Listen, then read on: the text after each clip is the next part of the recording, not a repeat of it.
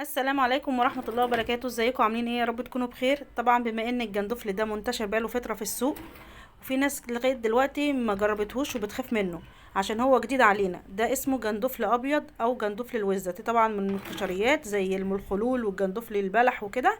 فطبعا انا اول مرة اجربه معاكم واقول لكم طعمه ايه. طبعا اول حاجة طبعا رخيص جدا في السوق، بيوصل من 10 جنيه، وفي كمان ب15 وب7.5. طبعا في معظم الناس ما بترضاش تجيبه عشان بيبقى مليان رملة، فما بتعرفش تعمل بيه ايه، وتاني حاجة بيبوظ منهم. زي ما انتوا شايفين كده، اول حاجة بجيبه واغسله كويس جدا 3 4 5 مرات تحت المية. اهم حاجة لما تحطيه في المية تحطيه وتشيليه، مش تعملي كده وتصفيه، لا، تلميه بايديكي وتحطيه في قلب المصفى، وترجعي تملي البولة تاني وتلميه بايديكي وتفضي المية منه كده حوالي 4 5 مرات. بعد كده تروحي جايه حاطاله شويه ميه زي ما انتوا شايفين، ميه بتغلي ومسقطاه فيه ياخد غلوتين 3.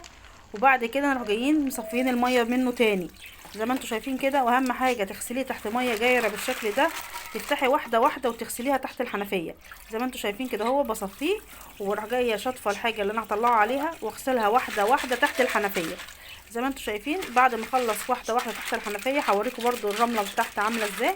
شايفين؟ بعد ما غسلت كل ده كده وهمسك واحده واحده تحت الحنفيه هغسله.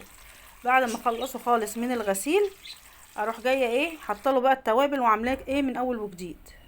طبعا معانا هنا هو طماطمايه وبصلايه وقرن فلفل شطه ونص ليمونه وكام فص توم.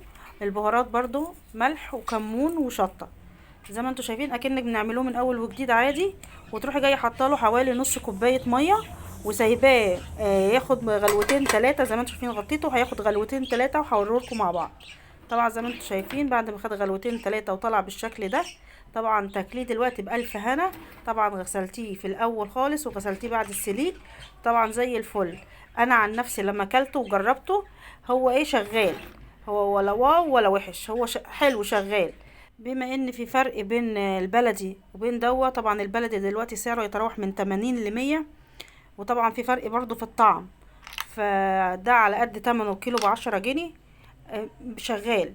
طبعا في ناس اليومين دول عشان سعره بأرخص من السمك اليومين دول سعره غالي، فبتجيب ب2 كيلو ب20 جنيه وتعمل شوية رز وسلطة وتمشي حالها. ربنا يرزق الجميع. لو عجبكم الفيديو لايك واشتراك في القناة، والسلام عليكم ورحمة الله وبركاته.